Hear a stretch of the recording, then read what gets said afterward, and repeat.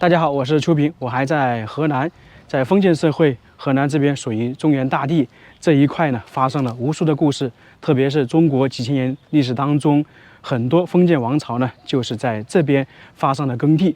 今天呢，我们就来看一座亡国皇帝的陵墓。一般说到亡国皇帝，大家都知道下场不是很好。不过今天我们来看的这座陵墓的主人呢，却是例外。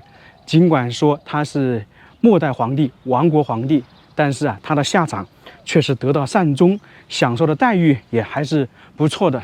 最关键的是，他去世之后，取代他王朝的那个朝代，竟然给他修建了一座规模比较大、比较宏伟的帝王陵。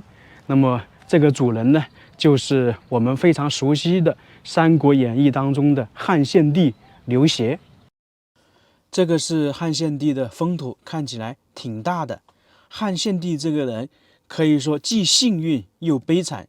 幸运的就是本来皇位与他无缘，后面呢被人立为皇帝。悲惨的就是他一辈子都是傀儡皇帝，并且还是一个王朝的末代皇帝。还有一点称得上幸运，就是作为末代皇帝，他得到善终，在让位给曹丕之后，他被封为一个山阳公，也算是享受了荣华富贵。在去世之后，被朝内追封为皇帝，以帝王的礼仪安葬于在此。在这里还有一幅横幅，写的是汉献帝祭祀大典。那我估计每年这个地方是不是会有祭祀啊？应该是他的后人。汉献帝他得到善终，在这里生活了挺长时间，那自然而然就有后代。在中国封建社会，一个朝代灭亡了，代替他的朝代一般会对前朝的那些皇室进行追杀。比较典型的是，你看清朝其实对明朝那些后代一直都有追杀，这种例子呢是数不胜数。而当时汉献帝他们刘家呢，却是得到了善终，这主要是由于曹丕称帝，他让他继续生存，而且享受了一定待遇。从这一点，曹丕来讲还是做得不错的。那从曹丕之后啊，就是曹魏江山灭掉了之后，后面的王朝对前面的其实就有点赶尽杀绝了。你像司马氏，他当时杀了很多曹家的人。司马懿发动政变嘛，一开始是说你只要回来，你能够得到善终，我就不处理你。结果没有想到，曹爽回到洛阳之后，司马懿呢立马把他杀了，把曹家很多人都杀掉了。这就标志着司马懿完全掌握了曹魏的大权，司马家取代曹家就是时间的问题。这也是司马家开了一个头，后面司马昭又把曹魏的那个皇帝当街杀了。这就在中国历史上出现两个非常有名的典故，一个是落水之誓。以前在落水发誓，大家都会相信。那自从司马懿之后，就没有人相信落水之誓了，因为司马懿发的誓言，结果马上就反悔了。还有一个呢，就是司马昭之心，路人皆知了，使得后面的朝代，他取代前面的朝代，就会把那个皇室的后裔，包括皇帝，可能都杀了。不知道是不是天意还是什么。你像后面刘裕把司马家灭掉之后，也是一样，把司马家斩尽杀绝。这就是司马懿家开了一个很坏的头。刚刚是司马懿说的开坏的第一个头，还有一个呢是司马懿在70来岁的年龄发动政变，落水之誓又反悔，夺取了那个曹魏的江山。这就导致后面历朝历代的那些文臣武将啊，如果年纪大、威望很高，皇帝同样是不会放心的。比较典型的就是明朝的李善长，因为大家都知道有司马懿这个例子在。还有就是唐朝时期的李靖，他70来岁的时候，其实已经算是在家里养老了。有这样一个笑话，不知道是真假。在李世民晚年，他准备去攻打高句丽，那这个时候他就邀请李靖一起去啊。李靖说：“我年纪大了，腿脚不方便，走不动了。”那李世民就马上说：“司马懿70岁还能上战场，还能发动政变呢。你70岁，这个应该也可以啊。吓得李靖立马就站起来说：“可以，皇帝，没问题，我跟你去。”后面李靖是比李世民早一点去世。如果说李靖不是早一点去世，李世民在死之前会不会把李靖一起带走呢？很有可能啊。你像那个徐茂公，就是李世继啊，在资料上记载，李世民去世之前是把那个李世继就徐茂公发配了。当时跟李治说，这个人呢，如果他接到圣旨，马上就走；如果他推迟或者犹豫的话，立马就把他杀掉。从而说，司马懿在历史上的评价真的不高，整个他们家族评价都不高，真的是开了很多不好的头，影响了上千年的封建历史。言归正传，我们去前面看看汉献帝目前现在还留下什么。旁边就是封土堆啊，现在上面是有很多树木的，那在以前应该是没有的。当时他去世的时候是以帝王之礼安葬的，从而他的封土堆才会这么大，要不然这个封土就会比较矮小一点，甚至说是没有封土。这里有很多碑，也有一些介绍。当年这地面上肯定是有些建筑的，现在是看不到了。这块碑，汉献帝陵寝，清朝乾隆年间立的，这就跟陕西那个碧园一样。说到汉献帝，大家对他的印象可能就是《三国演义》当中演绎的汉献帝，其他的可能对他不了解。本身在《三国演义》当中对汉献帝的描述呢，也不是太多，只知道他是一个傀儡皇帝。那现在呢，我们就来仔细的介绍一下汉献帝这个人。一般正常来讲，末代皇帝都是昏君，能力不行，而汉献帝呢还是比较聪明的，可以说他从小就展示的比较聪明，只不过呢处在那个时代，他是心有余力而不足。在他立皇帝的时候，他碰到的是董卓，他没有办法；后面碰到曹操，他同样又没有办法，没有掌握权力，一生呢差不多都是傀儡皇帝。他是出生于公元181年，去世于公元234年，是东汉的末代皇帝汉灵帝的第2个儿子，汉少帝刘辩的弟弟。刘协呢还是比较悲惨的，在他出生的时候，母亲呢遭到当时皇后的毒杀，从小呢是由他的奶奶亲自抚养。刘协从开始懂事的时候就展现的比较聪明。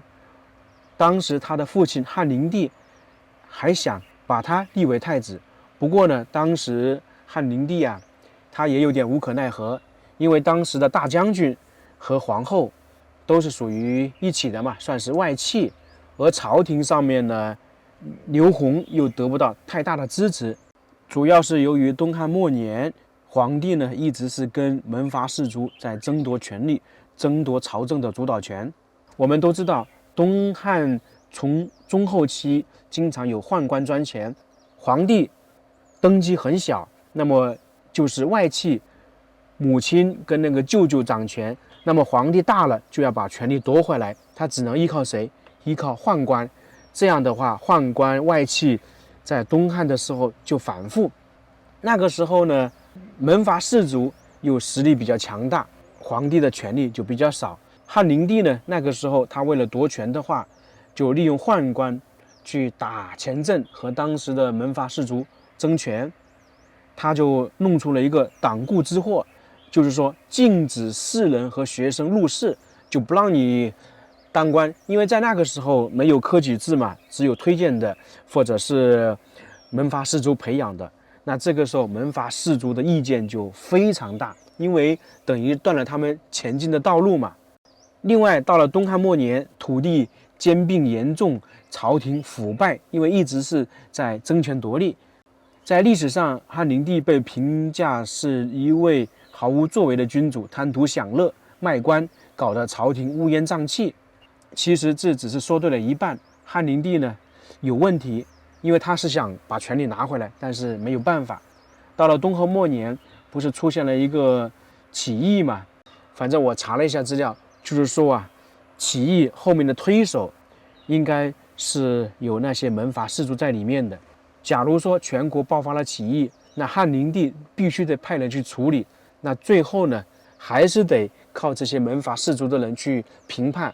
汉灵帝呢，就解除了2位皇帝弄的党锢之祸，这样的话，就导致下面这些门阀士族可以拥兵了，可以自己组织武装，这就是东汉时期那些军阀奋战的开始。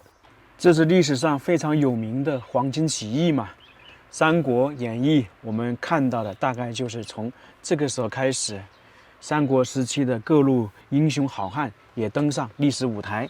黄巾起义最终呢是被平定了，不过大汉帝国也可以说是摇摇欲坠，中央呢已经对下面没有太大的约束力了。后面汉灵帝去世之后，刘辩登上帝位，刘协呢被封为一个王爷。这个时候呢，又出现了宦官和那个大将军争权的情况。在那个时候呢，大将军进皇宫被太监宦官杀了。刚好在那个时候，大将军和袁绍等人下令让董卓进京去杀这些宦官，只不过呢，这个大将军被提前杀了。当时董卓来洛阳的途中，洛阳已经发生了内乱了，汉少帝刘辩还逃到北邙山去了。董卓来到这里之后呢，把皇帝救下来了。不过当时的朝中大臣看不惯董卓，觉得他地位低，因为算是门阀士族的天下一样。结果董卓不干了，并且他那个时候的野心急剧膨胀，这样的话他就控制了朝廷。恰恰这个时候呢，董卓又显示他不聪明的时候了。如果是按照我们中国历史上正常来讲的话，就像后面曹操一样，你把皇帝控制了，你完全可以挟天子以令诸侯。结果董卓没有这么干，他得罪了全部的这些大臣，并且呢开始杀人，这样就导致了我们说那一段时间比较昏暗。那么后面就出现了18路诸侯去讨伐董卓，因为所有人都看不惯他。在这个过程当中，董卓呢为了很好的控制大汉帝国，他把那个刘辩废掉了，改立9岁的刘协为帝，这就是东汉最后一个皇帝汉献帝。后面在公元190年，汉献帝随董卓迁往长安，当时董卓是打不过18路诸侯的。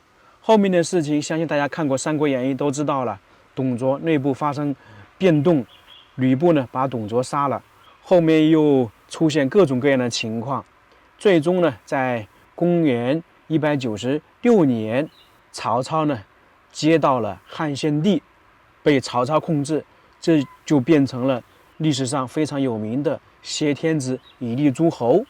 汉献帝又再一次变成傀儡皇帝，从这个时候开始，汉献帝就一直被曹操、曹丕控制。